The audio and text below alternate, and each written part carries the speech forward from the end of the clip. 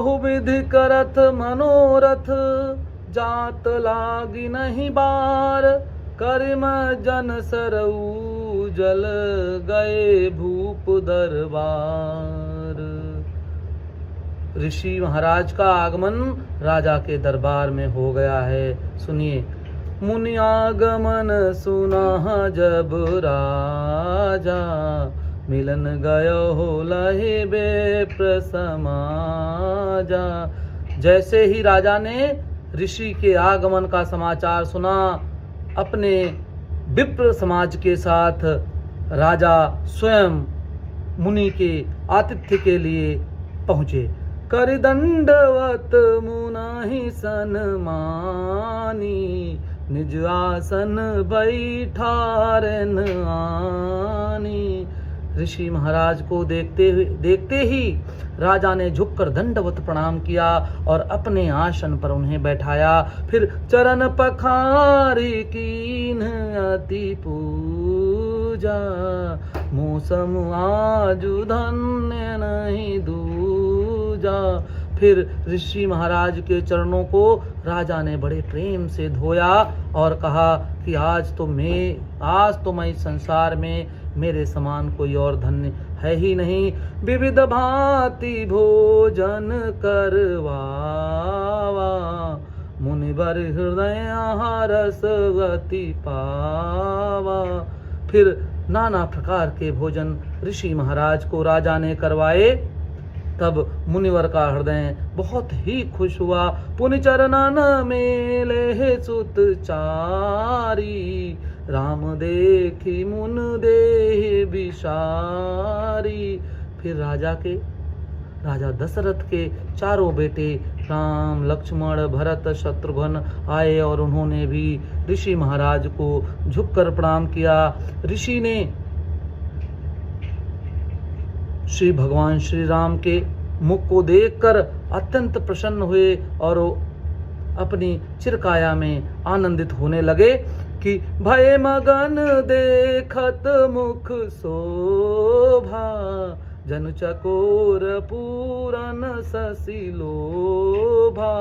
तब मन हरषि बचन कहुराऊ, मुनियस कृपा न कीन्हु काऊ। केहि कारण आगमन तुम्हारा, कहु सो करत न लावहु भारा। राजा दशरथ ने बड़े ही सादर पूर्वक श्रद्धा से ऋषि महाराज से पूछा कि हे ऋषिवर, कृपया कारण बताइए कि आपका आगमन मेरे दरबार में, मेरे इस भवन में कैसे हुआ। कि असुर समूह सतावहि मोहि, मैं जाचन आयहु नप तोहि। कि हे राजन, मुझे असुरों ने, राक्षस बहुत सता रहे हैं, इसलिए हे राजन मैं तुमसे कुछ मांगने आया हूँ कि अनुज समेत देहु रघुनाथ, निश्चर बध मई होब सनाता। कि हे राजन, कि अपने अनुज मतलब श्री राम समेत अपने पुत्रों को मुझे सौंप दीजिए राजन, तो तभी ऋषि जनों का कल्याण होगा और तभी राक्षस मारे जाएंगे। शशि ललाट सुंदर श्री गंगा, नयन तीन उपवीस भुजंगा। देहु भूप मन हर्षित, तजहु मोह अज्ञान।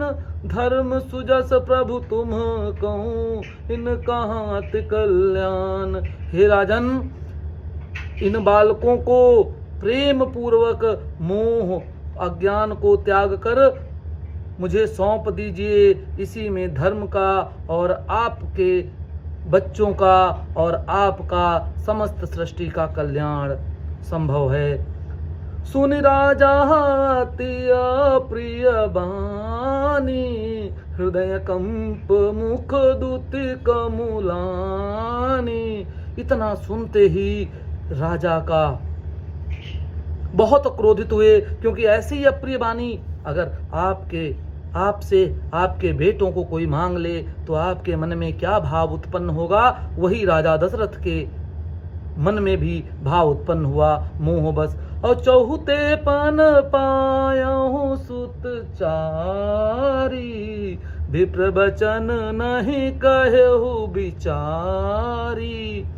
कि हे ऋषिवर, इस चौथेपन में, बुढ़ापे में मैं इन चारों बेटों को पाया हूं, आपने बोलने से पहले कुछ सोचा क्यों नहीं। मागहु भूमि धेनु धनु कोसा, सर्वस देहु आजु सहरोसा। हे ईश्वर, आप जमीन मांगिए, भूमि मांगिए, गाय मांगिए, धन मांगिए, मेरा समस्त कोष मांग लीजिए, मैं सर्वस्व आप पर न्यौछावर कर दूंगा।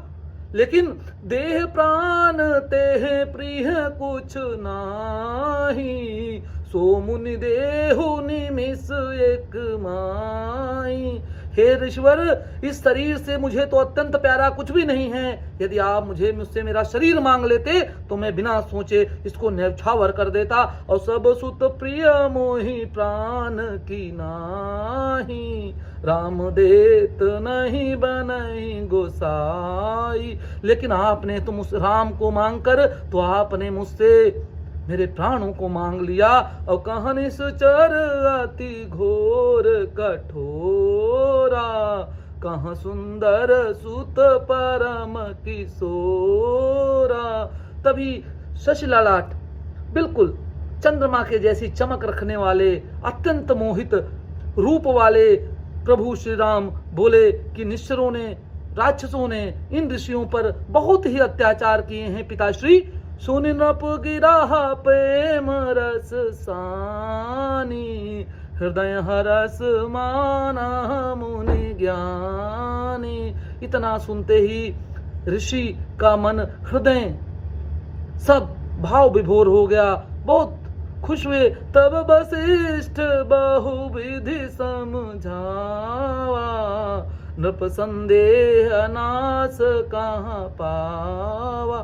तब ऋषि वशिष्ठ ने हर तरीके से राजा को समझाया कि हे राजन, आपको किसी भी प्रकार का संदेह नहीं होना चाहिए। आपके बच्चे, ये चारों बालक ऋषि की छत्र छाया में सुरक्षित भी रहेंगे। अति आदर दोहु तनहि बुलाए। बड़े सम्मान पूर्वक ऋषि वशिष्ठ ने दोनों बालकों को बुलाया, राम और लक्ष्मण। हृदय लाई बहु भांति सिखाए, हृदय से लगा लिया और नाना प्रकार से समझाने लगे। मेरे प्राण नाथ सुत दो, तुम मुनि पिता आन नहीं को। हे ईश्वर, ये दोनों बालक मेरे प्राण से भी ज्यादा प्यारे हैं। सौंपे भूप ऋषि सुत बहुविधि देहि आशीष। राजा ने दोनों बालकों को ऋषि के हवाले कर दिया, ऋषि को सौंप दिया। जननी भवन गए प्रभु चले नाय पदशीष।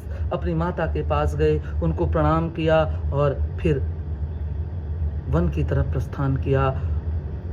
हरस चले मुनि भय भरन, पुरुष सिंह दो वीर। कृपा सिंधु मत धीर, अखिल विश्व कारण करन, अखिल विश्व कारण करन। कृपा सिंधु मत धीर, बोलिए श्यावर रामचंद्र की जय।